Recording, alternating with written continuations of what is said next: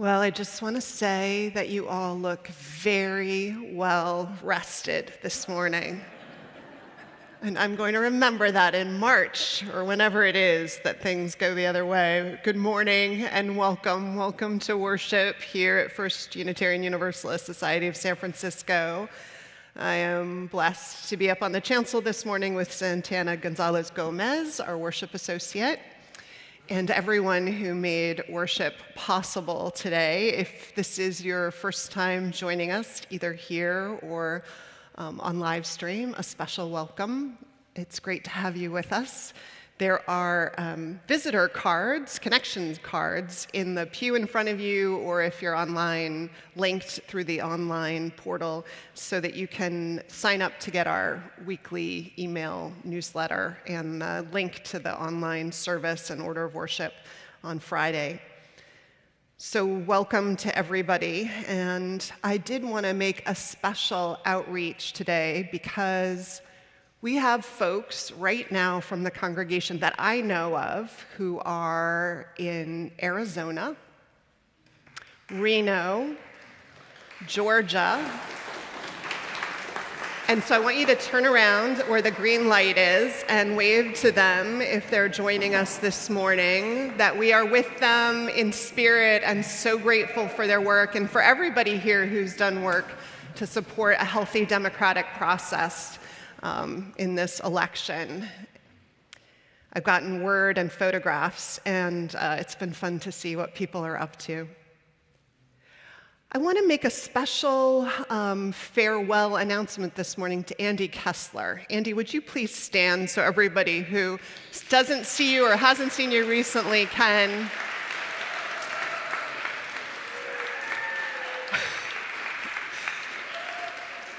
Andy has been our soloist and carried us through the summer, helping us lead song for a year and a half, I think now, about, and just got poached by a UCC church. Normally we like the UCCs, and we're going to try and put out positive vibes. They clearly have good judgment because they poached him to be their music director, and it's a 10-minute walk from his house, so we can't compete on any dimension. And we wish you the best in your journey, and it's been such a gift to have you with us, and we hope you'll come back and visit if they give you a Sunday off sometime, which they should. And if they don't, come talk to me, and we'll protest outside of the service in good Unitarian Universalist fashion, but thank you for all you've given us, and today, too. Welcome. Let's begin worship.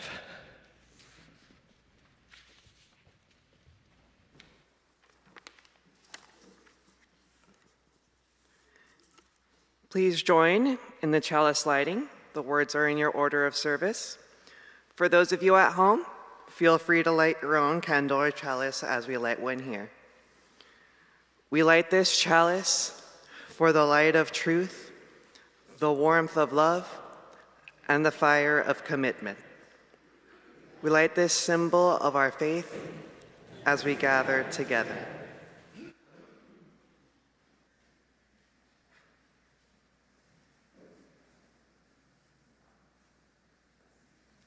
Thank you, Agni. Let's greet one another, and please try and find someone you haven't seen for a while or don't know. Feel free to travel far and wide across the space to do so. It is greeting one another, right?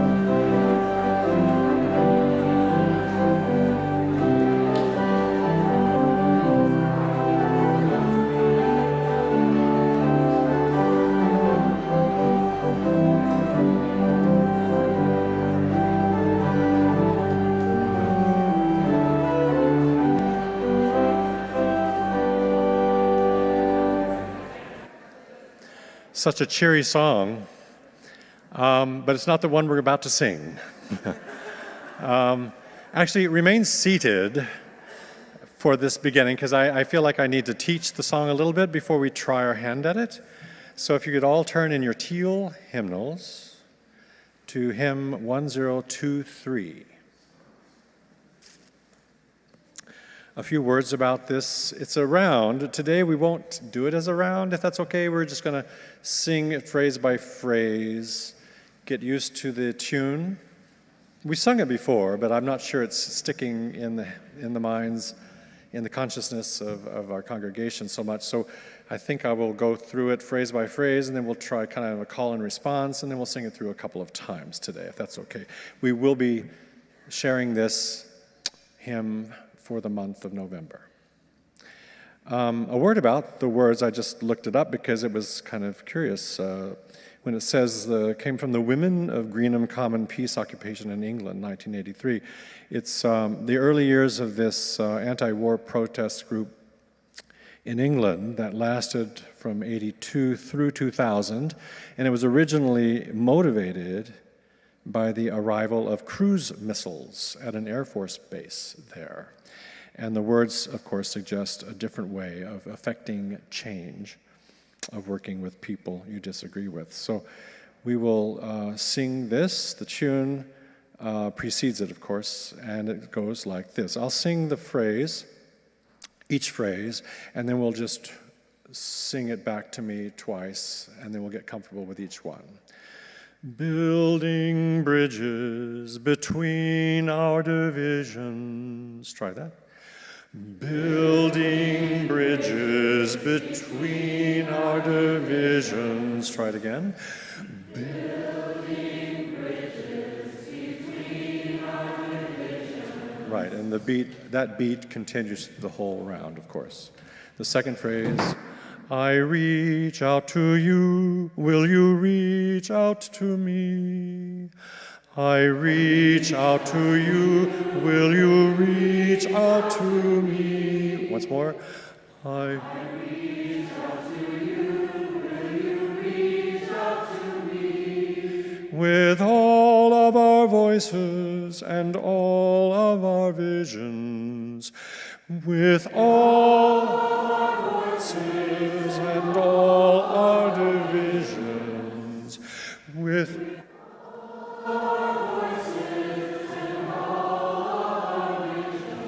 exactly, and then the last phrase, friends, we could make such sweet harmony. Friends, we could make such sweet harmony. Alone? Friends, we could make such sweet harmony. Very good, and we'll get sweet harmony next Sunday by doing it in a round, if that makes sense, right? But now I will sing kind of a call and response. We'll try that version of it. So each phrase I will sing, but you will repeat when I finish. Building bridges between our divisions. Building bridges between our divisions. I just sang it wrong, by the way. We're going to do that again. Good call and response, though. Building bridges between our divisions. Building bridges between our divisions. I reach out to you, will you reach out to me?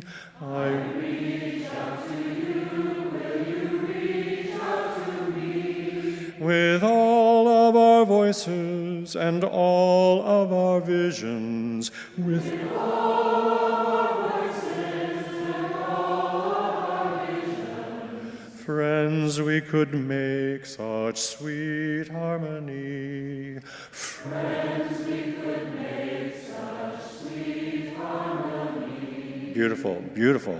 Let's try it now all the way through without stopping. Ready? Together? Building bridges between our divisions, I reach out to you, will you reach out to me? With all of our voices and all of our visions, friends, we could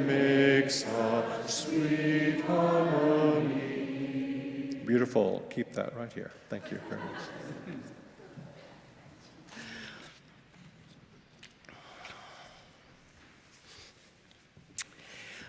The story this morning is one I first heard because it was a favorite of a rabbi, an Orthodox rabbi, and a Unitarian minister in Summit, New Jersey, who for years, decades, were not allowed to attend the Council of Churches clergy gathering in their town until it became interfaith. And so they would meet at the same time every month when the Council of Churches, the other clergy group, met. And this was a favorite story, one they both liked, that came out of the Jewish tradition. In the story, there's a rabbi who is known across the lands as being very knowledgeable and very wise.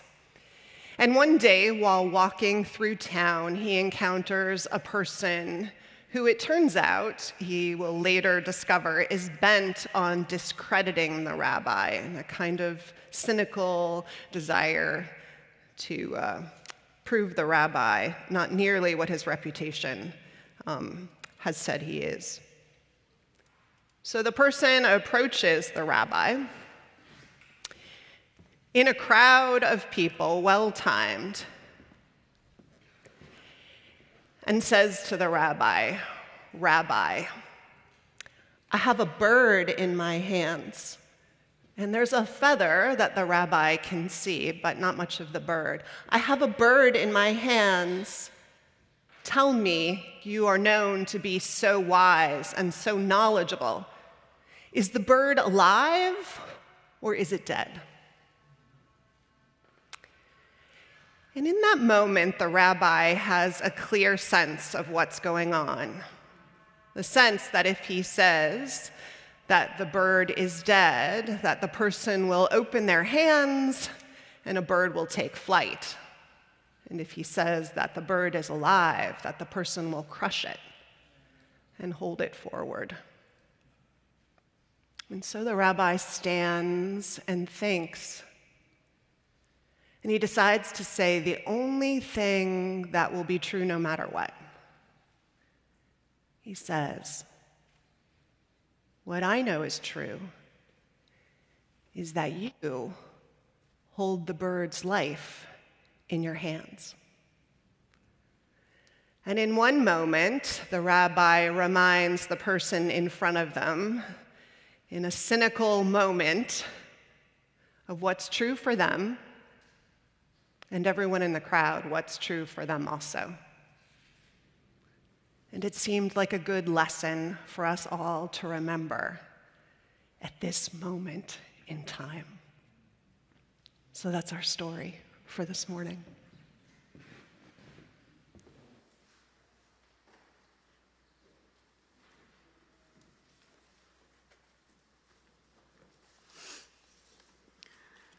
Our church is not bound by creed, by statement of dogma or beliefs, but by shared values, and even more so, by the promises we make, promises of the heart about how we will be together and who we will be together.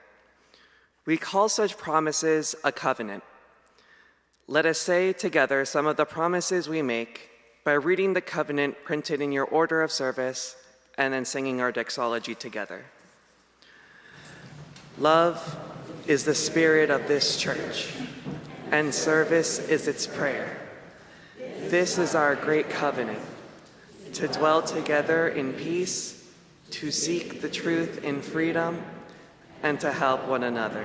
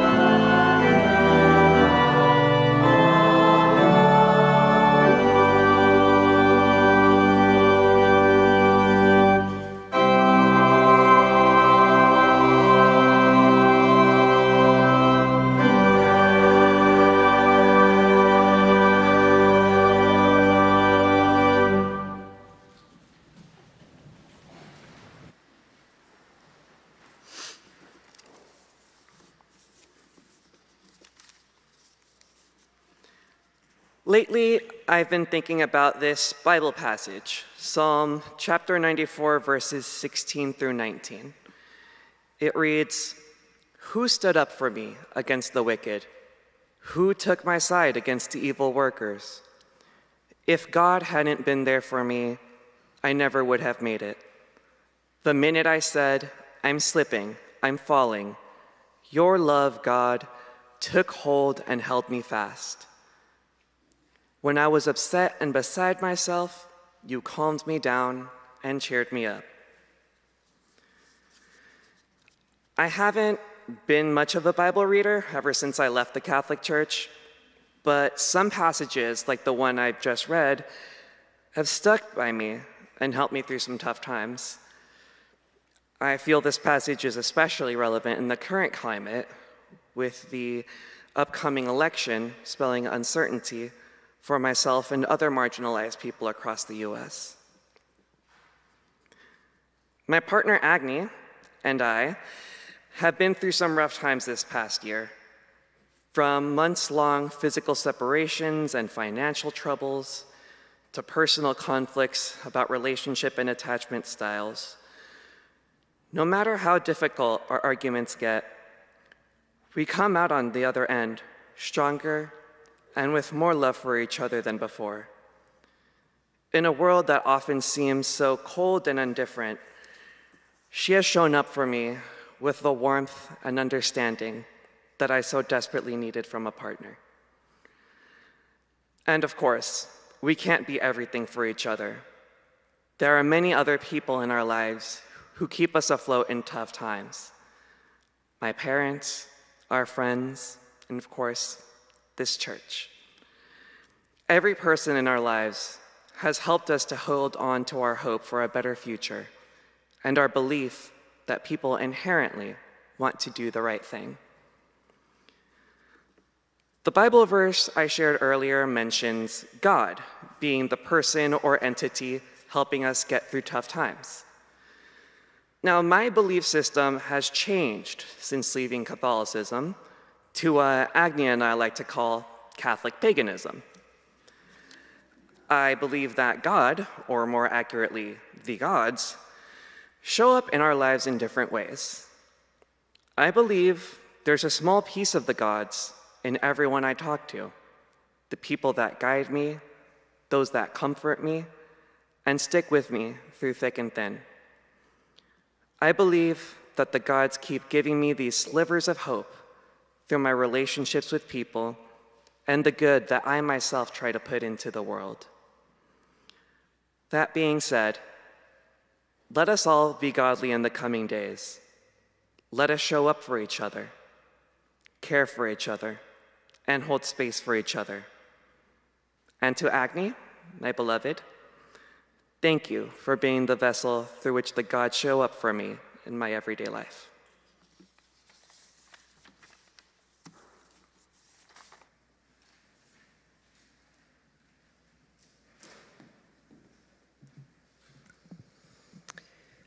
In this season, when I think a lot of us are thinking about what collective power we have to call on and the importance of that, our offering this morning is in recognition of one of those, the 800 houses of worship, religiously affiliated universities and nonprofits in the city of San Francisco that covenant to support larger values and show up.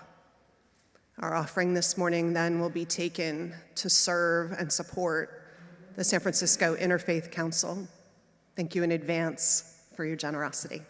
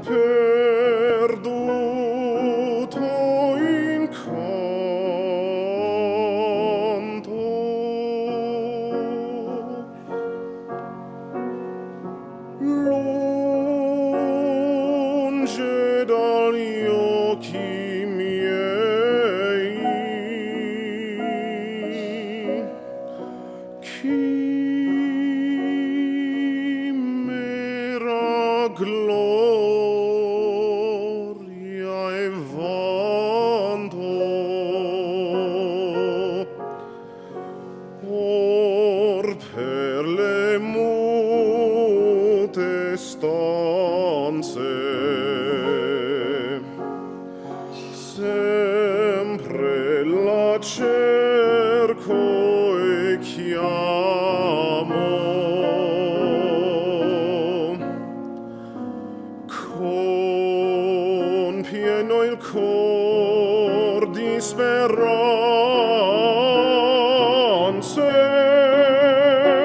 ma cerco invan, chiamo invan, e il pianger me si caro che di pianto sol nutro il cor.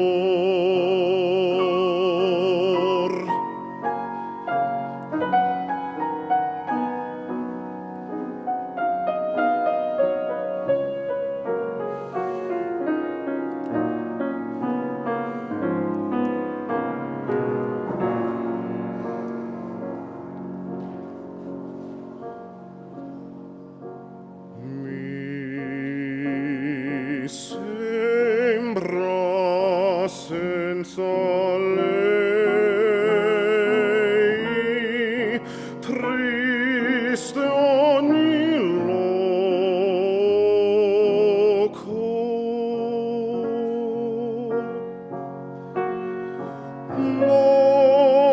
Notte mi sembra il giorno,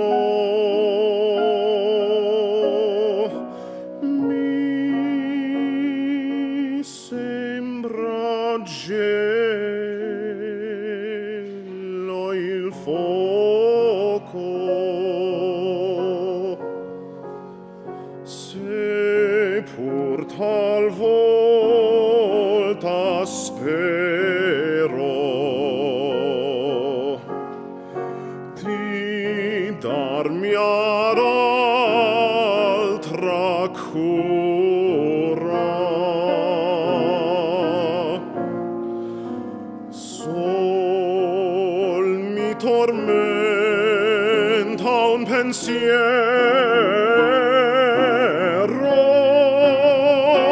ma senza lei che farò? Mi par così la vita, vana cosa, senza il mio ben.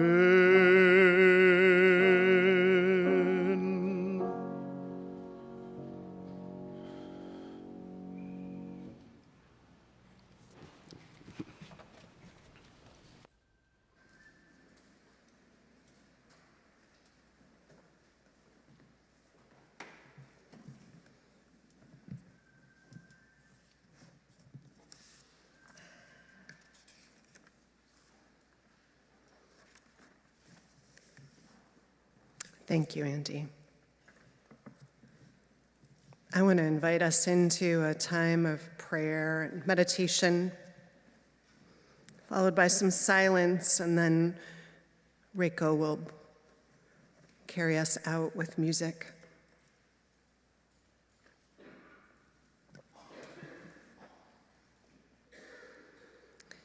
Take a deep breath and settle your body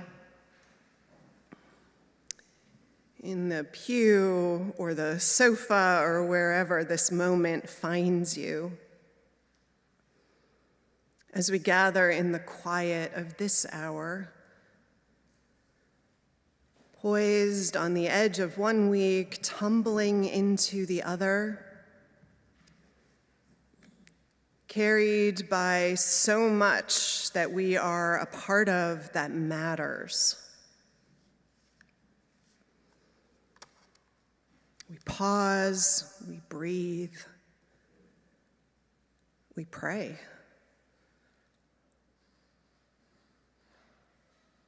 And we pray though we call out to different names for God or different notions of what upholds us and the world.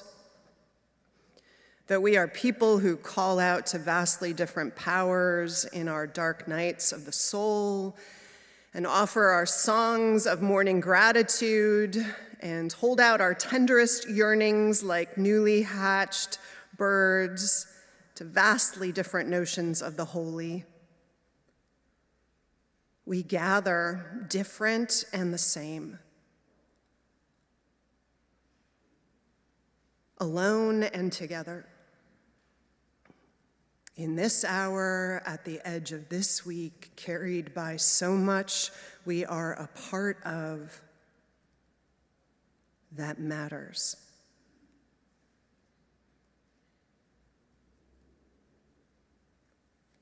And in this sacred stillness, we create a container for our hopes and hurts and our fears and our joys, created among us, holding all the prayers that we have in our hearts, all the aspirations. We hold dear all the anxious waiting. And this week, we pray that wisdom prevails, particularly in the week ahead, in the weeks ahead.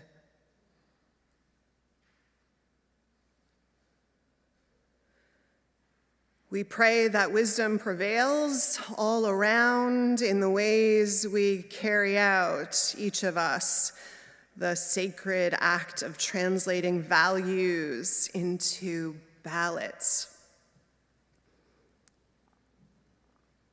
We hope that the best of who we are together in this not always perfectly united state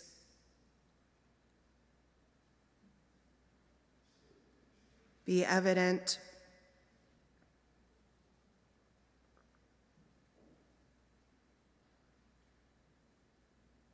Both in who and what we make manifest. Not just in those carefully drawn black circles,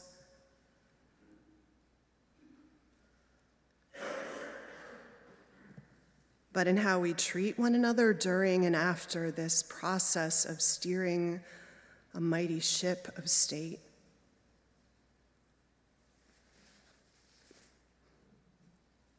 A union whose ideals are not just about who we are, but how we are together, just as in this community. That we remember across this nation that so much more is made of lasting beauty and goodness over time if we lean into the work of shaping this nation through the long work of compromise and persuasion and organizing and connecting across difference. Everything that respects our inheritance as a nation. All of it bigger than any one election or party or candidate or partisan invitation to divide against ourselves.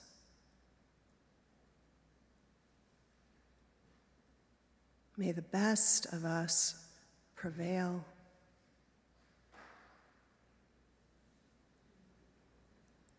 For this and for so much else this week,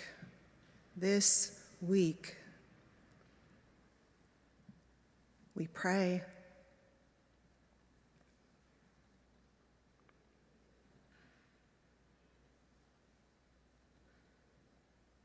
And I invite us now into a silence that makes room for all things.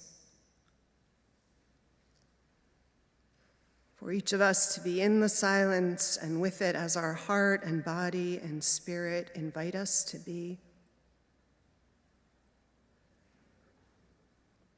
And in a world with too few places to acknowledge grief,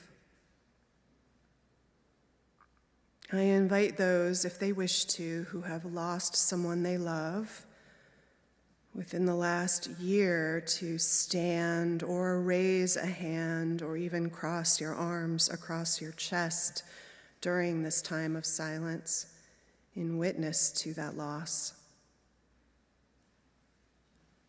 For what otherwise can go unseen and unnamed,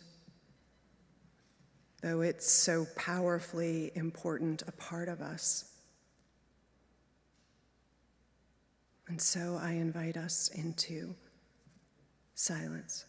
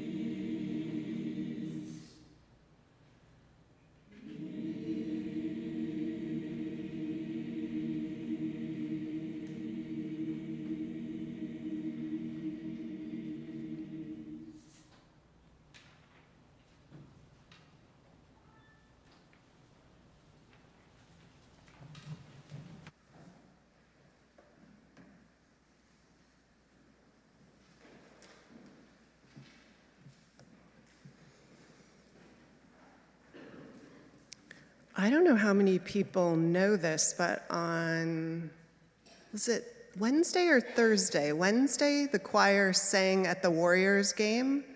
It was Pride Night.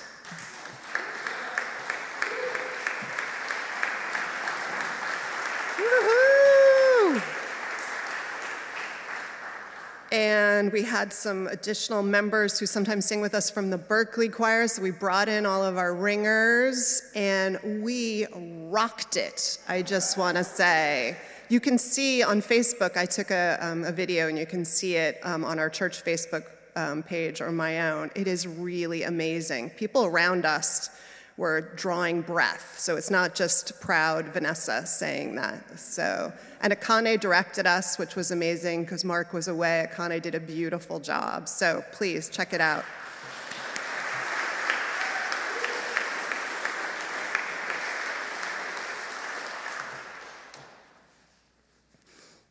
There is that old saw about may you live in interesting times.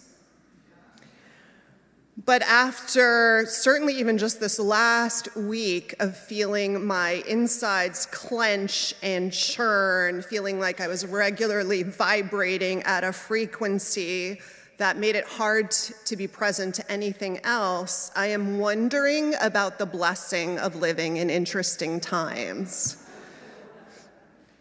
And you and I are certainly living in them right now. And probably, my guess is, except some experts out there at compartmentalizing or numbing, for most of us, all of our best compartmentalizing and numbing coping mechanisms cannot shut out what now is breathing hot against the back of our necks. So it seemed like maybe you and I should talk about how we handle what might be shaking and waking some of you as well these days. If I had to put a name on it, and I did, I'd call it uncertainty, and I did. Having advertised as much in the sermon title and blurb this week, I got a couple emails from some folks wondering if they'd call it uncertainty. Someone wrote saying they thought it was better termed anxiety, another that it was fear. But let's stick to uncertainty for right now, and as you'll see, they all interweave. Uncertainty, of course, is most simply just the absence of certainty. It is the reality of not knowing an outcome in ways that we can rely on to make 100% assured decisions. And there are levels of uncertainty. You and I, for instance, can imagine having just taken a breath in this last moment that there is near 100% chance, given statistics, because I have not lost someone yet in 30 years of ministry during worship, that you will get the next breath. And given our staff and our history, our fabulous building staff and our history at the church, there is a 99% chance that when worship is over, there will be coffee and tea waiting for you. And if there's been some incredible debacle, that it will come soon enough. And I bet there are a whole bunch of things that don't feel certain in your life, and some perhaps that aren't ever going to be certain for some of us. There are huge uncertainties in our lives, and some small but bothersome, and some that we've just learned to live with. We are talking this month in church about repair. That's the theme for November. You can see some questions and invitations in your order of service up on the bulletin boards. It's a perfect theme for post-election life. And even in the small world of talking about and doing the work of repair in our lives, just there is so much uncertainty. So let's use it as an example. Will you and your sister, or whoever it is from whom you are estranged, ever mend that estrangement? I bet there is a range of odds for that answer, for each of you, to that question alone, depending on the preciousness of whatever relationship is broken, your motivation to fix it, the story behind the rending of it. And based on the whole equation around that, you and I might live more or less peacefully in the face of the uncertainty around that repair. Just that uncertainty has so much complexity around it for how we live with it. And I realize too that if and when we step into the work of repair in ways small and large, there is always uncertainty. I wonder, in fact, if that uncertainty isn't the main reason we often avoid that work. There's the vulnerability and uncertainty of stepping into the moments where there's pain. And there's the vulnerability and uncertainty of admitting that we have been part of the harm or the wrong, if that's part of it. And there is the uncertainty and vulnerability of asking why and how the harm happened. And there is the overall uncertainty about how all of it will play out, all the possible imagined and unimagined places that effort of repair will take us, and whether it will work, or whether all this fear and risk and vulnerability will go nowhere at all.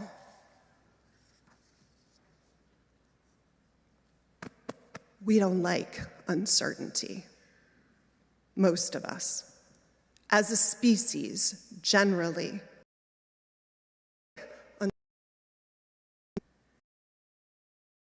Would we? The places, discovery, other side of the wildest treasures and love affairs, paradise on the other side of the mountain we know that has protected us. But there's so much that isn't good that can happen too. So generally, better to manage uncertainty down to a minimum, no? To some degree, yes.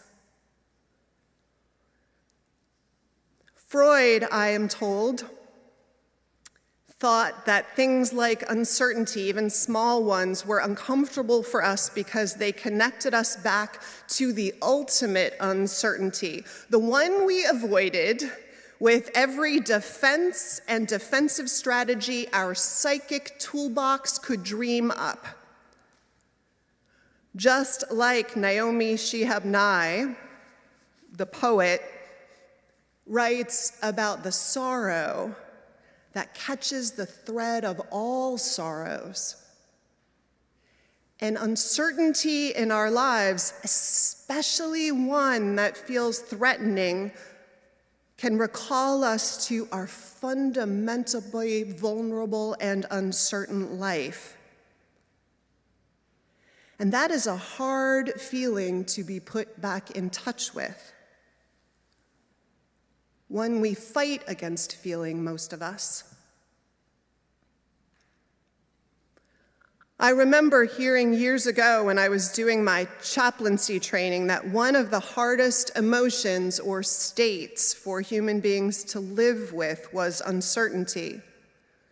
That we, as chaplains, shouldn't be surprised if patients were relieved, if there even was a sort of lift in the room sometimes when a patient was given the worst possible news, because at least the time of not knowing was over.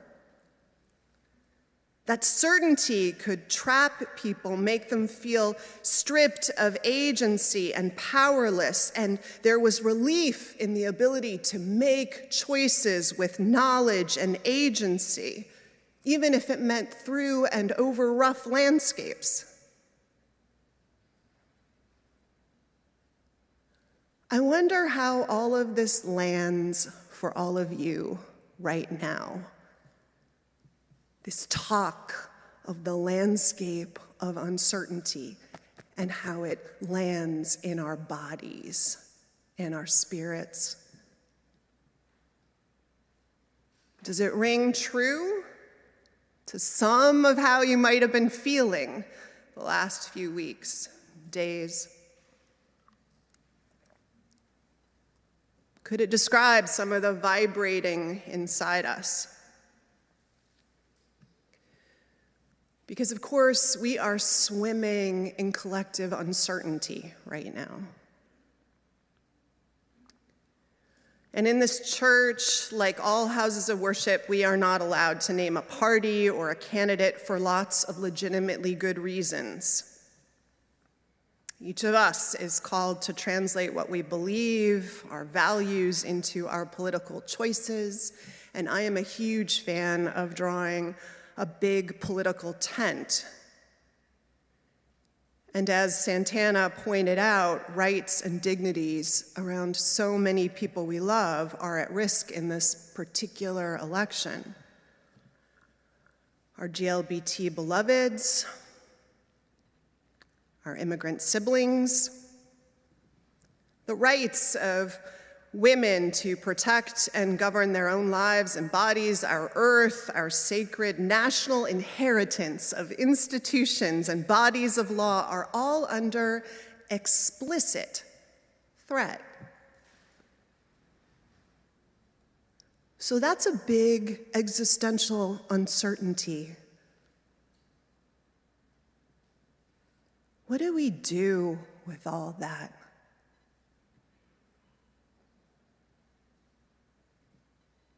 How do we crawl through and out of it? How are you doing that? It's a great conversation for coffee hour, actually.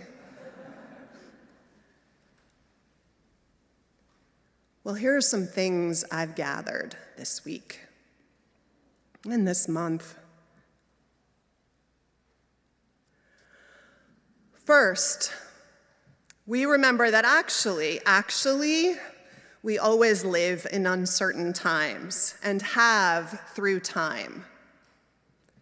In the previous century, in the 1900s, just call out some of the uncertainties of this nation and its life together.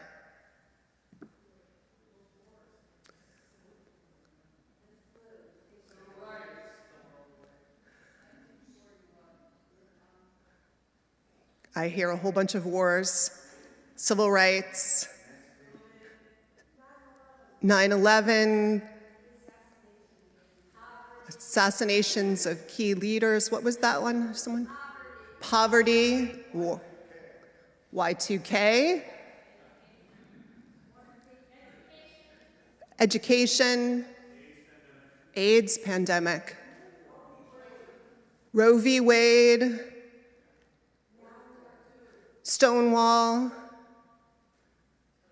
COVID, NAFTA, Cuban Missile Crisis, mutually assured destruction, right?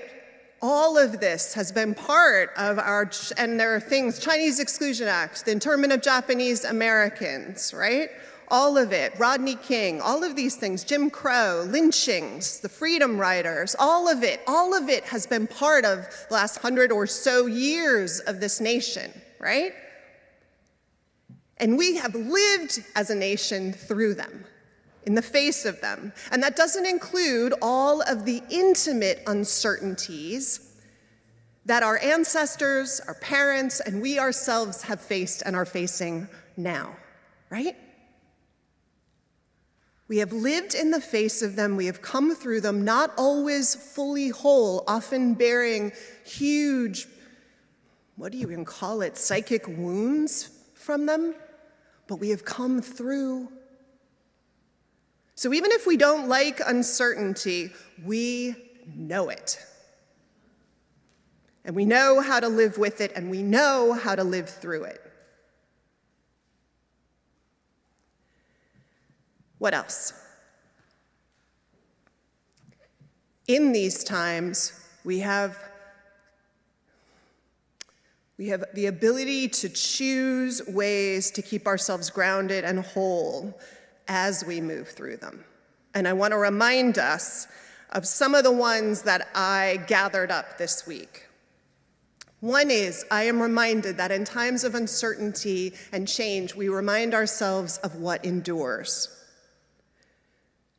So I went for a walk in the redwoods yesterday. You want a reminder of what endures through fire and storm and centuries? Lay your hand on a redwood.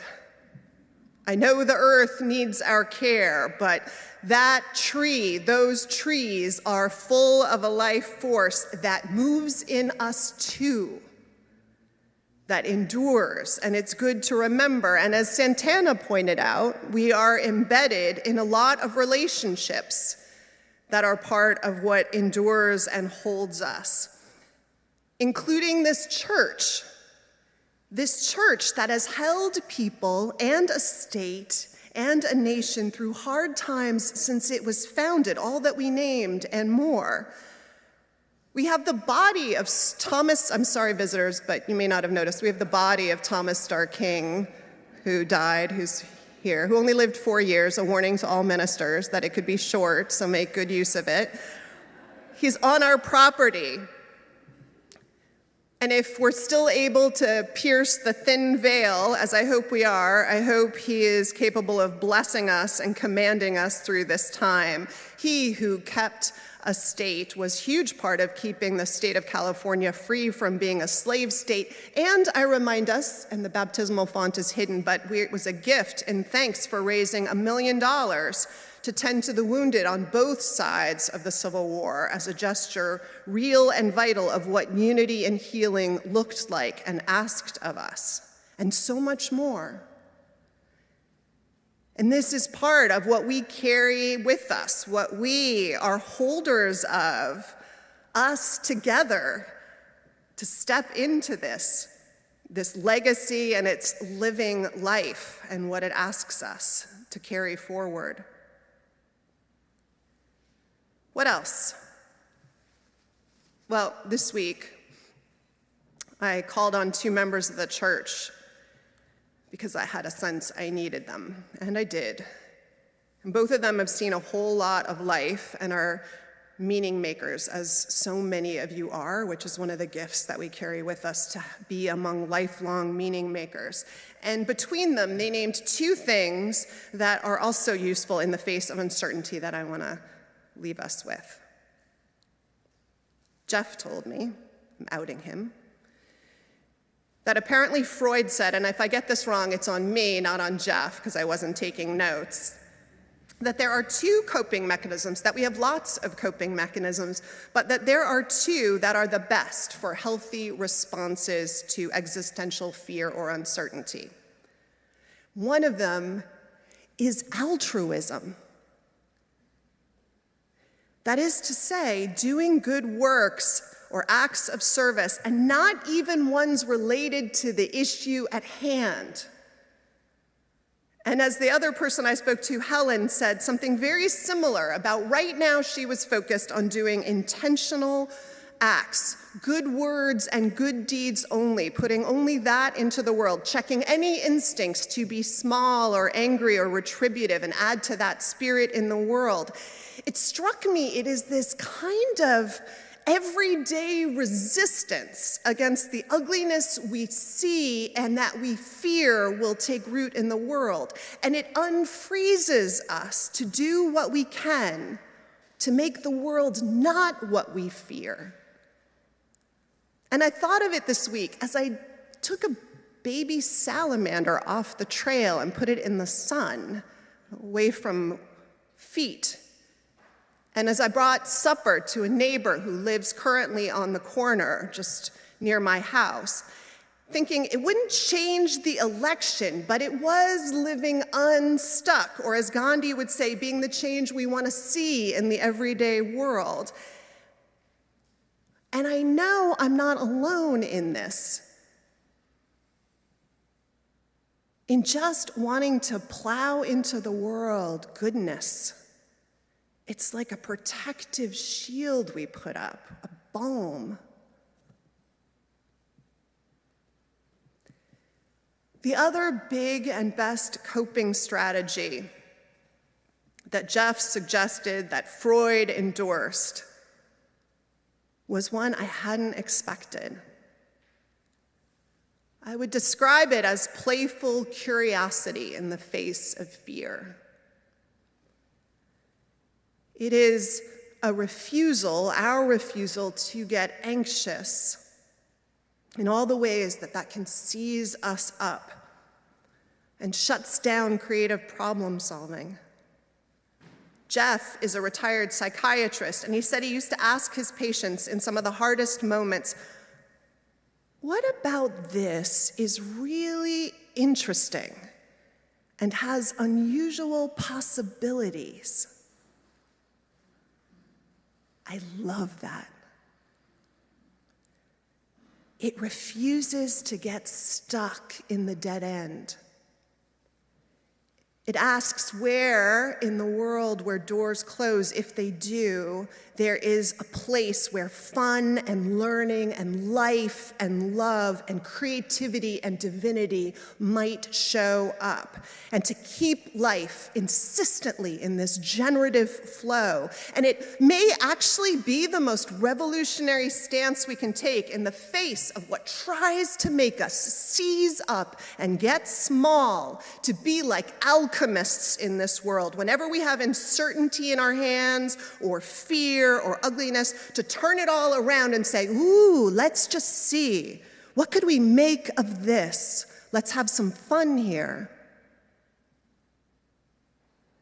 Adrienne Marie Brown, who is a wonderful reimaginer of movements, is all about playfulness in the face, even of injustice, even of small-heartedness. And the rabbi of this morning, faced with cynicism, someone who wants to discredit the wise, reminds that person and all who watch on, you hold life in your hands all the time. And not just you, but you and me. And with all that's uncertain in the world, what is 100% true is this: that we have resilience in our bloodlines, and we have a true, proven record of facing uncertainty with each other in locked arms, in love, and embracing the playful ability to choose courage and joy in the face of anything. And we have determination and resources and ancestors that show the way. And we hold life in our hands, invited to give it flight, no matter what the storms, no matter what plays out in the weather, in the uncertain turns of the weeks ahead. And that is certain. And it's good to remember that.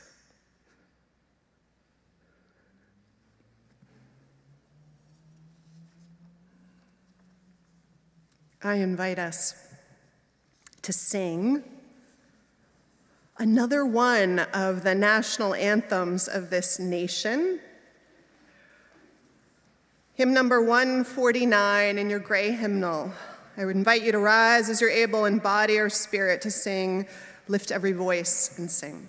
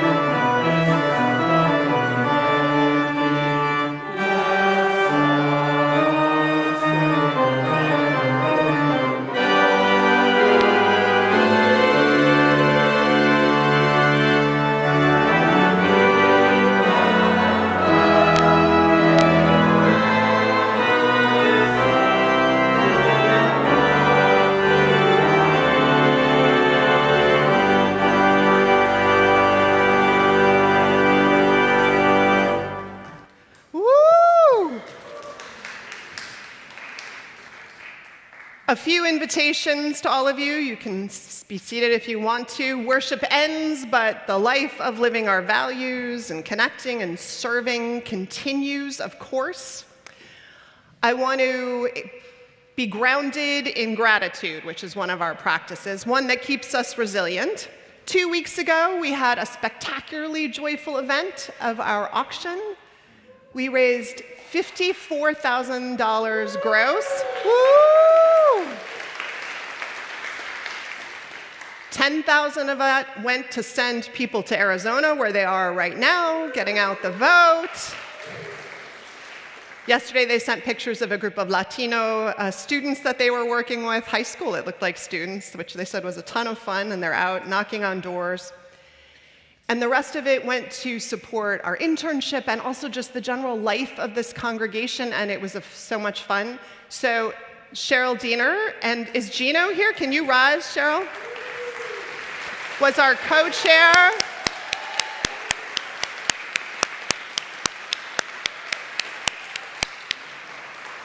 And anyone else that donated, bid, came, volunteered, can you please, if you're able, stand or raise your hand so that we can thank you? Oh, come on, it was more than that. Let's go.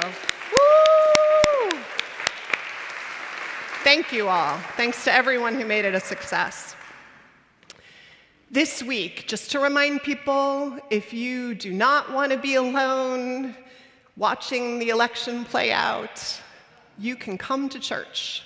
We are being fed by Ben Bear on Tuesday night, 5 to 9, or however long we can stand it. We will be together. You can bring extra treats if you want, and we will have, thanks to Jonathan, the screens showing the results and the ability to gather together and cuddle close. So please come. And Wednesday night, we will have a potluck with songs. Just a potluck and singing extravaganza, so to claim joy and to be together again. So please come. Today, after service, to remind folks, you can go out, you can actually get lunch and hear about an incredible program that 21V is also part of, so they're sponsoring the lunch. It will be in the gallery, which is the area right outside of here. And then an incredible concert. So arts are one of the ways that we live our lives of meaning. Past questions of what makes life meaningful, express what makes life meaningful. And 21V is a phenomenal group. If you haven't read about them, please do. Please come here. Tickets are by donation, so $20, but you can pay more to support the arts here at UUSF, and you can not pay anything at all if you're unable to. We just want you to be here. So 1:30 back here, 21V, incredible group, fabulous concert. We look forward to having you there. And that is it. Enjoy coffee hour. There's a 99% chance of certainty that there will be coffee there. Remember, we hold life in our hands this week, so do your part to express that life. And let's join hands as we say our benediction.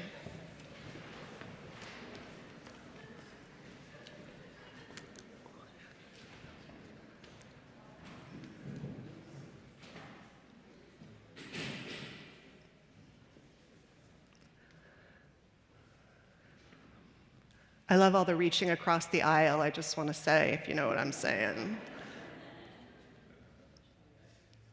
And now in our comings and our goings, may the light of love shine upon us. Out from within us, be gracious unto us, for this is the day we are given. Let us rejoice and be glad in it. Amen.